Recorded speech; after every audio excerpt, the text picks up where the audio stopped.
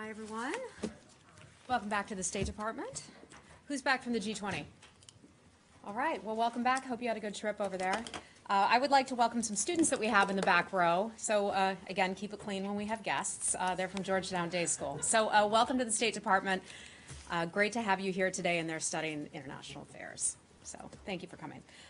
Got a few pieces of business to address first today, and the first is an announcement that we made over the weekend, but we're really pleased with it, so I wanted to highlight it for you again.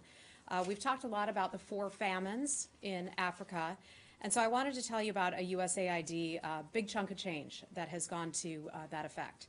On Saturday, the United States announced nearly $639 million in additional humanitarian assistance to the millions of people affected by food insecurity and violence in South Sudan, Nigeria, Somalia, and also Yemen.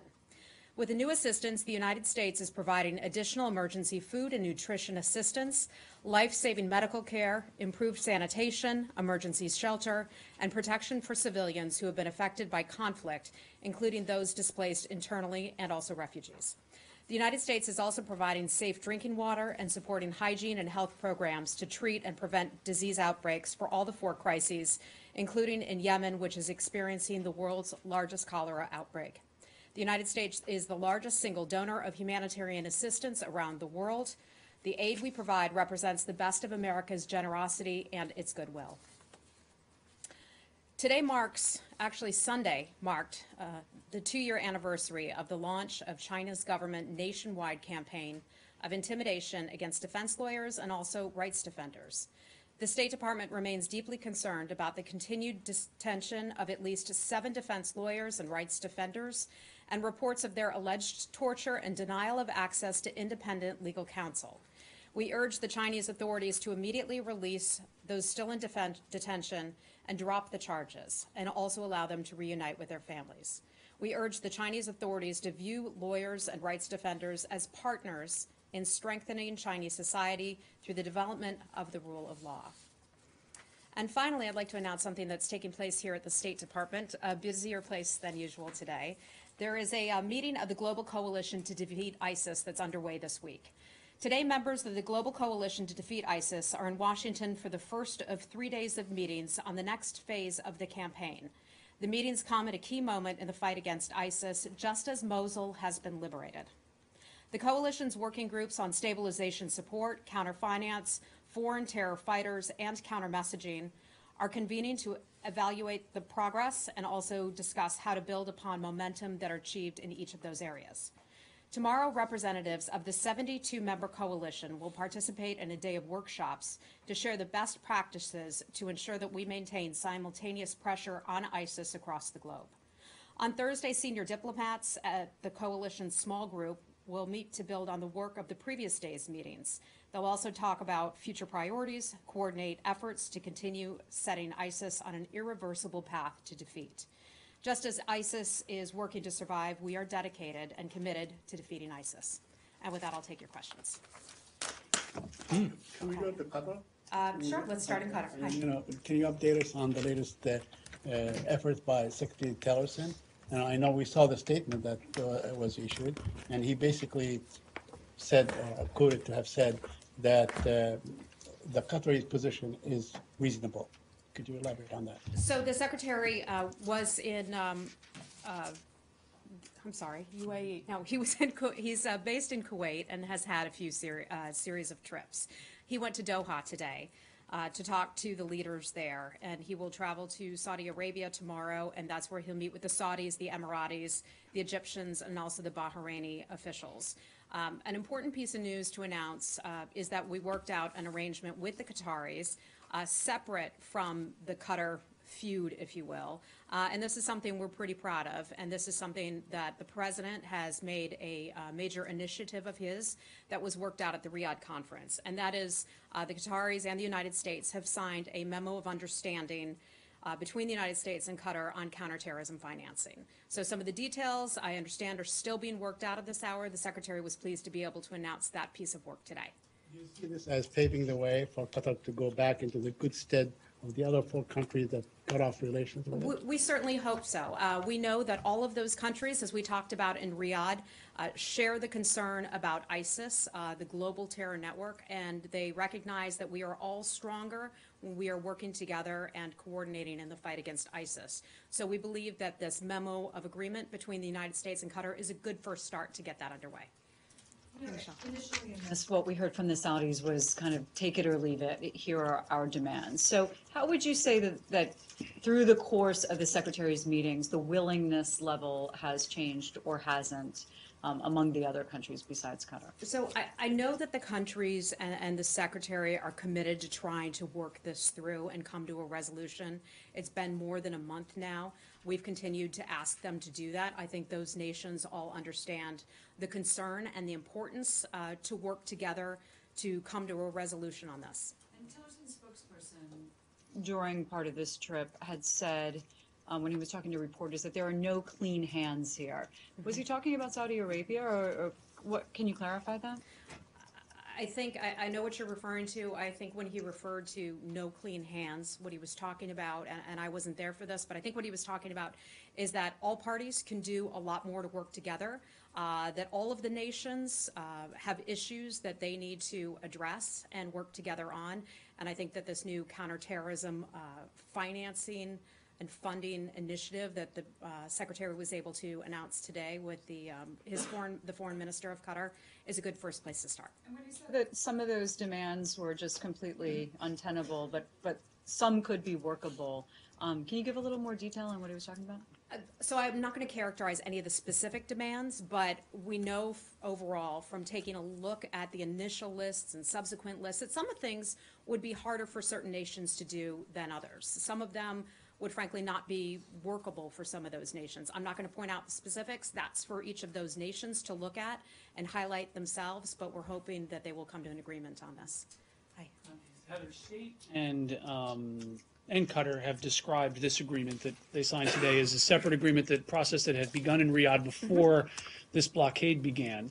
But given that the most cited grievance that these countries have against Qatar has to do with terrorist financing, and this is a terrorist financing agreement, could you characterize this as linked or as a breakthrough to try to end this impasse? Well, I think to highlight that the United States and Qatar have this agreement on terror financing, it sends a really good message to all of the nations that, hey, look, we can get to this agreement on this. We can get to an agreement that terror financing is a major issue and a major concern. So I think that helps set a good example for the other nations that, you know, we hope that they will come to the table with this as well. And there's an expectation or a hope that Saudi Arabia, Bahrain, Egypt, these other nations will sign similar agreements with the United States? That I'm not sure. I wouldn't want to get ahead of the Secretary's discussions because he has a lot of meetings ahead of him and a lot of hard work ahead as well. Okay. Hi, Kelly. Hey, does the Secretary, just to clarify, want other nations to sign onto it, considering that the Qatari Foreign Minister said that they are the first nation to sign on to this memorandum? I'm not certain if this memorandum is going to be extended to the other nations. There could potentially be, but I don't want to get ahead of the Secretary. I suppose there could be separate memorandums that would come of these conversations. But again, I just don't want to get ahead of what those discussions might look like. And when will we be getting the details of what was in this memorandum? It seems like it's a bit unclear right now. Well, this is all fresh. It's all new. The president had asked the secretary to go over there and personally handle this. So we're just going to keep an eye on it, keep an eye on the situation because it's still developing. Okay. Anything else on Qatar? No, let's stay with Qatar. Are we done with Qatar? Yeah. Okay, let's move on. Hey, Josh, go ahead. Hi, Heather. Is there any clarity so far on the monitoring of the Syrian ceasefire? Obviously, Lavrov said yesterday that it was going to be done with the United States and Jordan from a center in Amman. Do you have any more details on that? Mr. Lavrov likes to talk a lot and get out ahead, I think, of some of the negotiations that are underway. That is all still being worked out. We are a little over 2 days into the ceasefire in that part of Syria. We're pleased with that. We think it's holding fairly well at this point in terms of who is doing what, when, where, how. Some of those details are still being worked out.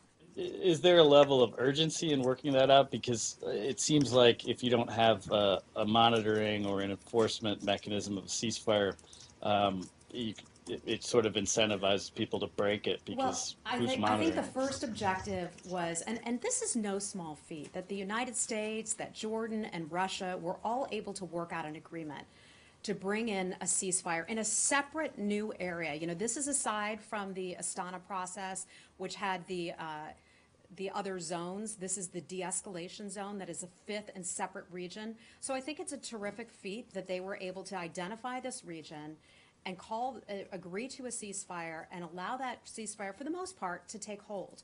So this is something that I know is important to get to the position where there are monitors, and who those monitors will be, I don't know at this point. I know we have folks in the region. I know that our special envoy to Syria is actively engaged in these conversations, so I anticipate we'll get that information in the near future. Do you think you might be able to provide a map or an outline of the specifics of the region, or just give more clarity on what I'm we're not talking sure that about? we'll be able to do that. May be classified at this point. I can certainly look into that. And is there any assessment about, there was some flashpoints that happened in the last 24 hours in parts of the area that might have been considered the ceasefire or might not have, a regime offensive in Suwayda or Swayad? So my understanding is on the outskirts. that is actually outside of the area where the ceasefire has been called or has been identified. Again, for the most part, this seems to be holding right now. I'm not going to say that there aren't going to be skirmishes or things here and there, but so far this is holding, and a pretty incredible feat that the United States, Russia, and Jordan were able to come to this. Okay, anything else on Syria?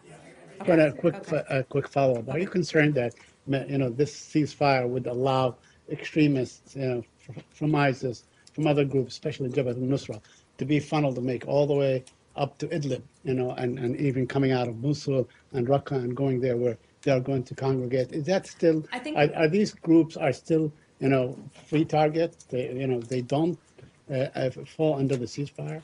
This is still a fresh agreement, so we're going to wait a little bit and let this agreement play out.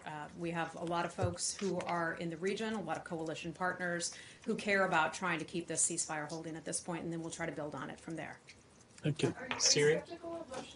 Intentions here at this point, or would you say that the situation seems better than that this time? Well, I think the Secretary and the President have talked about our difficulties and our relationship with Russia, that we remain at a low point, but we're looking for areas of agreement.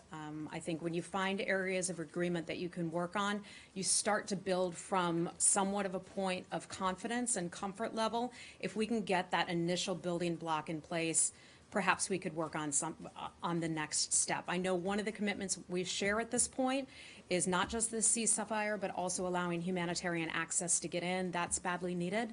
And so the hope is that we can get in humanitarian access and help the folks there in that Would you say area. that the State Department stance at this point is optimistic, or is it not at that point? I think optimism in a country that has seen a brutal regime, that has seen so much misery over 6 years. I think optimism is perhaps too strong of a word, but I think it is promising in a certain sense that we've been able to get this ceasefire underway, and for the most part, it's been able to hold so far, and we'll keep building to do more. Okay, anything else left on Syria? Okay, Syria. who is Syria? Here? Sir, hi. Yeah. Is the deal sustainable without Iranian buy-in? And do you know if the negotiators are in contact at all with Iran? I have no information on that whatsoever. Okay? Syria. Okay. Yeah. Miss, did you have something on Syria? Yeah, follow-up on Syria. I'm Tanya Kalmakova. I'm correspondent for Russian news agency RIA Novosti. I want to go back to previous statement of Mr. Tillerson on proposal to establish joint mechanism, and specifically that includes establishing no-fly zones in Syria. Is that something that we're going to see in the near future? Are you working on that with Russian counterparts, or for now it's like just a proposal? I'm not going to get ahead of any of our diplomatic conversations that could be had. I think the focus today is on this ceasefire. We're pleased to see that. We also have had some movement from the standpoint of meeting with the Russians, and that's something I wanted to announce today, that Under Secretary Shannon will be meeting with the Russians with his counterpart here in Washington on Monday. So that was something that the Russians, we had on the schedule. with him previously, and Russia had canceled that meeting, as you all know, in St. Petersburg. Undersecretary Shannon has been hard at work as we have been trying to find areas that we could deal with some of these so-called irritants, and that meeting's set to happen here in Washington on Monday. Pardon me? Is that meeting an outgrowth of the discussions? I don't know. This is something I believe that I know that Undersecretary Shannon, Mr. Shannon had this conversation about a week and a half or so ago, and so I think this is sort of as a result of that. Is Ryabkov coming over, or is it somebody else? I believe it's Ryabkov coming here to Washington. Okay. Anything else on Syria? Syria. Shannon Russia. Syria. Okay. Let's go on over to Iraq. Hi, sir. The Pentagon issued a statement which resonated what other U.S. officials from the State Department have said about the liberation of Mosul.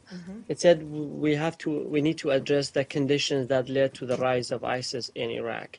So I want to know whether the United States mission from now on will be to address those conditions in Iraq, and what are those conditions? I think our mission in Iraq will do what we can to support the Iraqi government and the people of Iraq. We are not going to unilaterally decide what's best for the Iraqi government. We have had close cooperation with them, and we are very, very pleased to see the liberation of Mosul. Let's not forget it was not that long ago where the most horrific things on the part of ISIS were taking place in Mosul, where we saw the beheadings of civilians, where we saw the crucifixion of Christians, where in various parts of Iraq and Syria we've seen people burned in cages, we've seen people drown.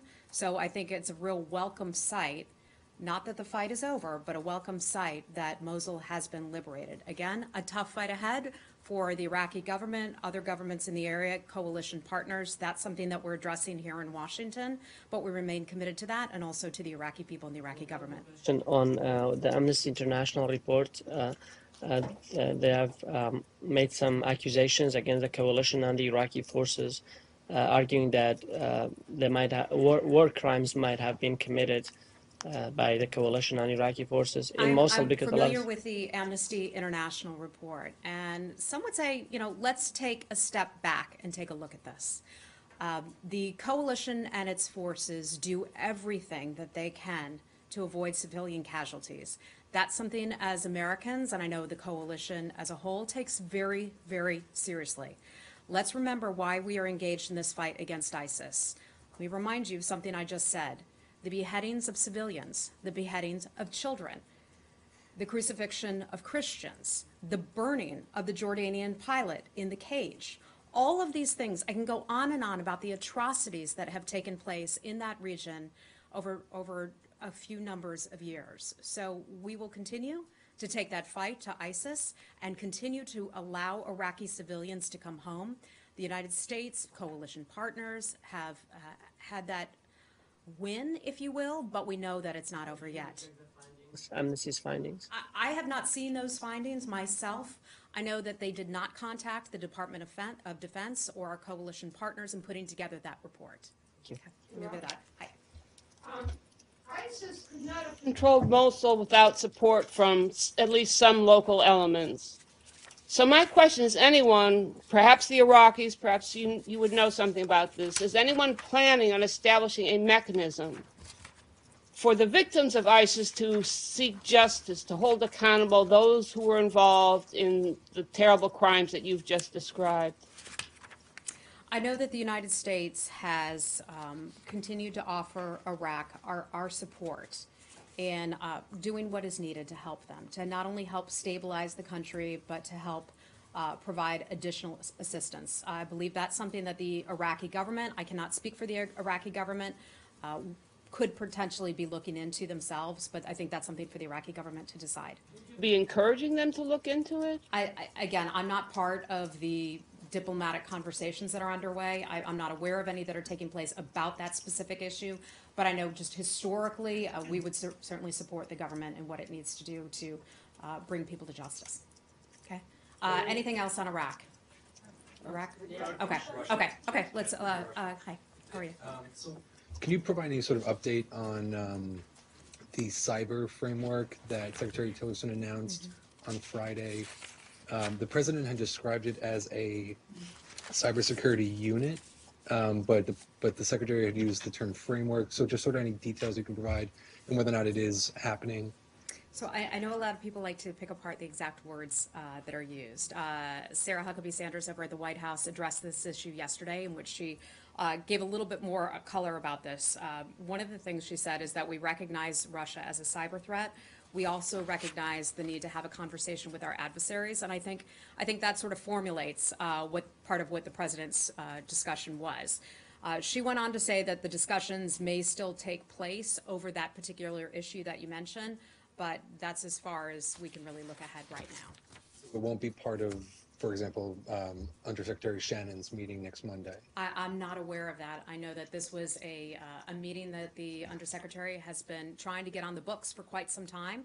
Again, it was canceled, as you all know, about 3 weeks ago or so, and so we're pleased to have that meeting on the books. And can you say, the secretary was saying after that meeting as well that both presidents agreed, rightly in his opinion, that we needed to move on from this issue of a cyber intrusion.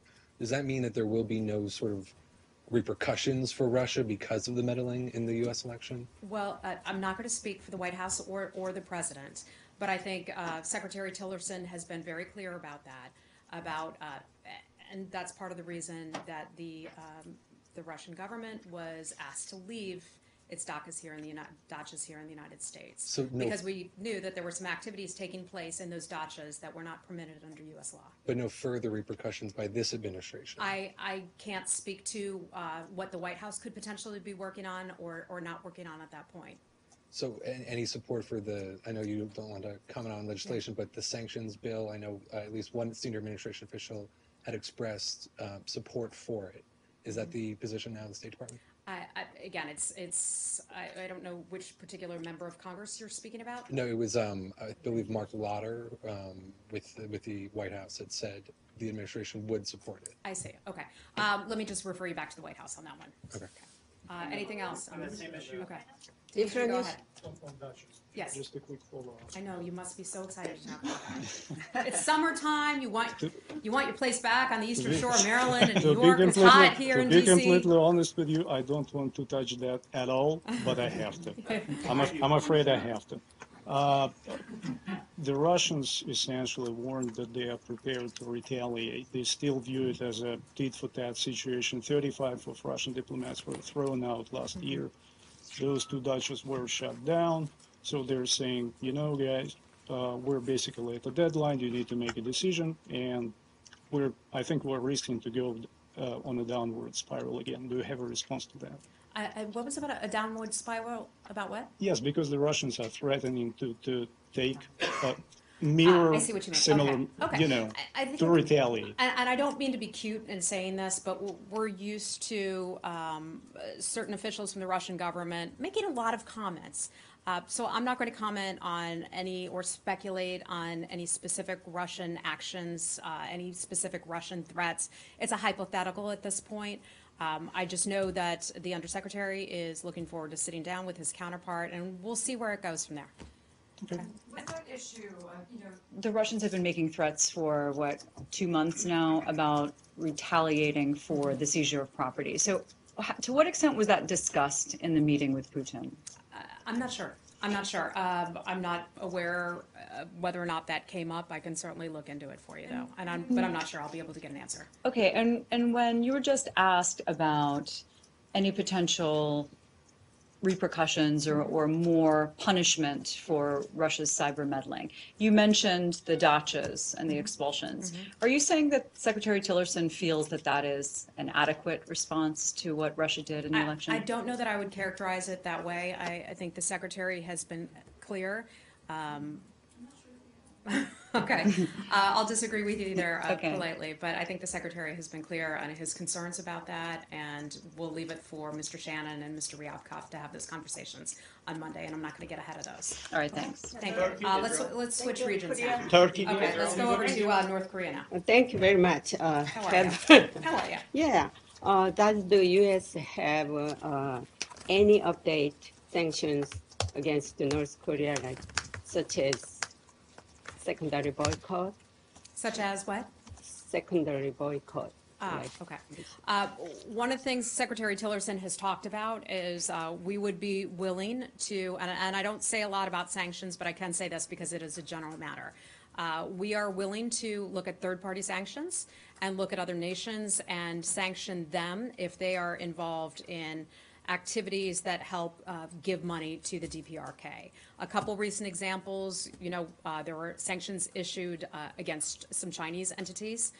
Last week, there were also some sanctions issued against, I believe it was a Russian corporation a week or 10 days ago or so. So the United States continues to look at those as ways to try to shut down the money that is illegally going to North Korea. That we firmly believe that goes to fund its illegal weapons programs and also and that. Information on the six-party representative talks in Singapore, U.S., South Korea, and Japan. We announced last week that our Ambassador Yoon was heading over there. I believe those talks are still underway at this point. I don't have any additional information for you at this time. Thank you. Okay. Okay. Anything else on Asia? Yes. Are you on Asia? Yes. Okay. Hi. Same topic. The U.S. there have been reports is circulating a draft resolution at the UN Security Council for additional sanctions on the DPRK. Do you have an update on how those discussions are going? And also, was it discussed in the meeting with President Xi and President Trump? Okay. A couple of things in terms of potential sanctions at the United Nations. I know that is something that is a hot topic. A lot of people are talking about that right now. The sanctions are, I know it's something that Ambassador Nikki Haley has touched on briefly about that. She has said any new potential sanctions or resolutions, I should say, should be proportionate to the new escalation that has been faced as a result of North Korea's actions. I hate to say this again, but I don't want to get ahead of some of those diplomatic conversations that are going to take place at the United Nations. We're going to be talking with the nations there and the members of the UN Security Council to see what is the best move yet. One thing I think is clear, and that is the world is very concerned about the escalation in terms of the threat that the DPRK faces, not just with regard to the region, but with regard to the world. And then also one more on Liu Xiaobo's condition. There have been reports that he's in critical condition. Are you concerned for his health, and also is the U.S. ready to accept him into the country to receive medical treatment? So Liu Xiaobo, we've been following that case very closely. You've heard me talk about it here for the past few weeks. We continue to call on the Chinese authorities for his full parole and also for the release of his wife. At China's invitation, and we were pleased to see this take place, U.S. and German medical experts were able to come in, visit him, and also visit his family. I understand that his wife, who had been under house arrest, was able to be with him at the hospital. We're happy about that. However, we continue to call on China to release him so that he can receive medical treatment wherever he desires. If it's in the United States, I think we would certainly welcome that. The State Department was involved in helping to get a U.S. doctor from MD Anderson to China to be able to take a look at him. I know there was also a German doctor that was in attendance too. We would like for Mr. Liu to be able to make his own health choices about where he would like to go. Okay? Anything else on China? Okay, go ahead. So I was wondering if you have a reaction to your counterpart at the Chinese Foreign Ministry, spokesperson Geng, rejected the idea that China has a responsibility for mitigating the North Korean nuclear crisis. Okay, I'm not aware of those comments, but I know that we have been very clear that China has a unique kind of leverage with North Korea.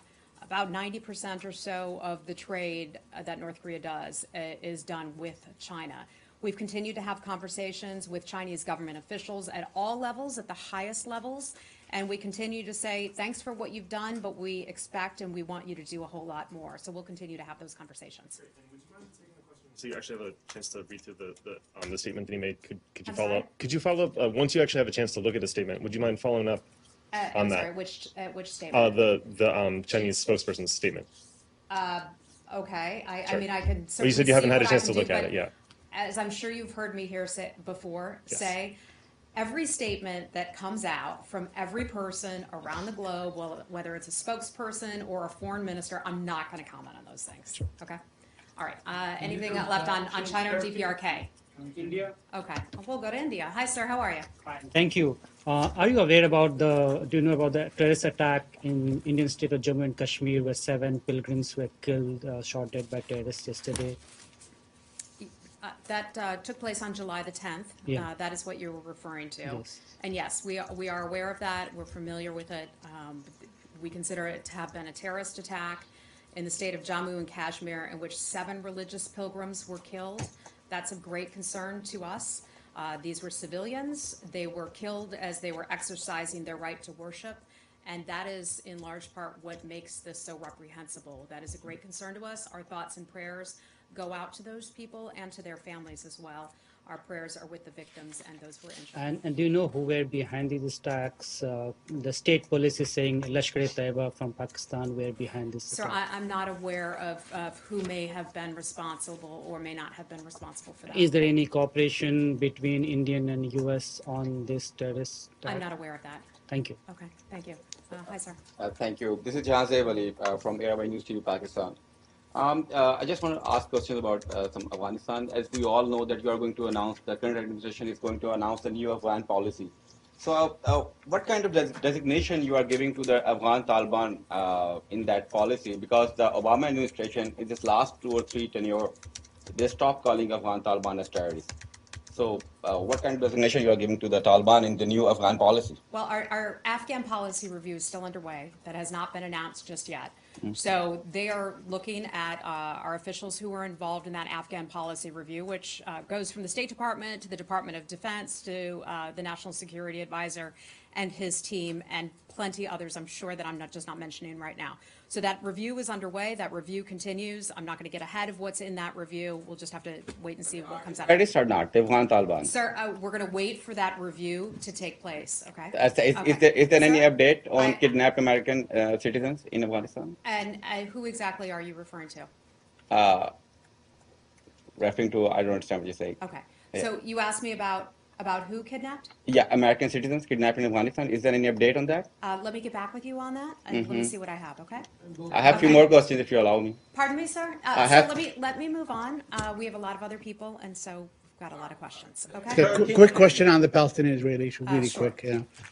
Today there was a high-level meeting in Jerusalem between Mr. Jason Greenblatt and the Palestinian chief negotiator Saeb Erekat, and also present was Ambassador David Friedman, along with General Counsel Donald Bloom. Now, in the past, the meetings with the Palestinians did not include the American ambassador to Israel. It's been like a protocol. Has there been, in your view, a downgrading of your view of the Palestinian Authority, or is this just something because it has not been done since like the 90s?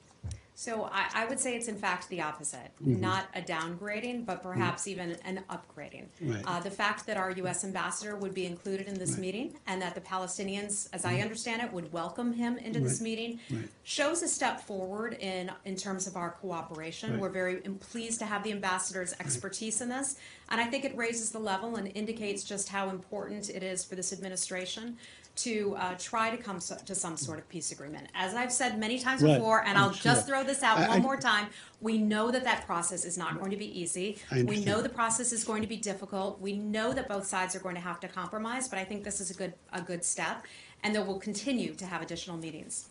Because in the past, there was the Consul General who basically behaved as, or conducted himself as an ambassador to the Palestinians. So is this changing now? Saeed, I don't know why you want to get into the bureaucracy and the Because- diplo speak of all of this, but I see it as a Because- positive thing that Right. the ambassador is there. It doesn't. Right. I don't really think it matters if that position had not been there at the meetings. What matters is the Palestinians, as I understand it, they welcomed him, yeah. and that he was a part of that meeting. And I think that really underscores the importance that this administration is putting on that issue. We're still hopeful. Okay, we're not giving up yet. Palestinian follow-up question. Okay, last one. Last week, AP asked a question about the difference between restrained and unrestrained settlements. And the AP reporter specifically asked about whether the location of the settlement differentiated between restrained, which would be somewhat acceptable, versus unrestrained, unacceptable. So my question is, you said you'd follow up on that. Yes. Do you believe that settlements on the Palestinian side of the barrier, that would be unrestrained, and and within the settlement blocks that would be restrained, or how do you differentiate in terms of I locations? think that's something that is still under review. As you know, Mr. Greenblatt in the region, Mr. Kushner has made many trips there, and so I'm just going to defer to them on that issue for right now. Okay? Turkey? Okay, last thing, Turkey. Yes, Thank you. Yesterday, Washington Post had the editorial titled Mr. Tillerson's Betrayal of Democratic Ideals with regards to Turkey visit. And it basically argued that Mr. Tillerson went there but did not mention any of the human rights issues, including press freedom and all the other issues. And this is the second time Mr. Tillerson went to Turkey and did not meet again with the opposition figures. What's your comment on this criticism? Well, first regarding the Secretary's schedule, he has had an absolute whirlwind of a week from the G20 to then heading over to Ukraine in Kiev to address the ongoing issues there, and then to Turkey for a short stop in which he was very busy on that stop, and then now handling the GCC and the Qatar resolution of that dispute. So he's had an awful lot going on. We have continued from this podium and through our statements and elsewhere and in conversations at the highest level to have expressed our concerns with what we see as certain areas of concern, human rights violations, for example, mass imprisonment of people in Turkey. We continue to raise those concerns with the government of Turkey, and that has simply not changed. Okay? You are saying that if there was more days, Mr. Tillerson would have met with the opposition figures. It is not a policy issue, but there was no time for that meeting. I don't have the Secretary's schedule in front of me, but I know it was a tight schedule. I know that he has had an awful lot on his plate. I would go back to our previous statements where we have expressed, in Turkey as well as other nations around the world, expressed our great concerns about human rights and so forth. And so that has not changed. The Secretary has been clear about that. Guys, we have to leave it there. Thank you. In his conversation with the president? I don't have a readout of that meeting, but if I can get something for you, I will. Thanks. Okay, thanks, guys.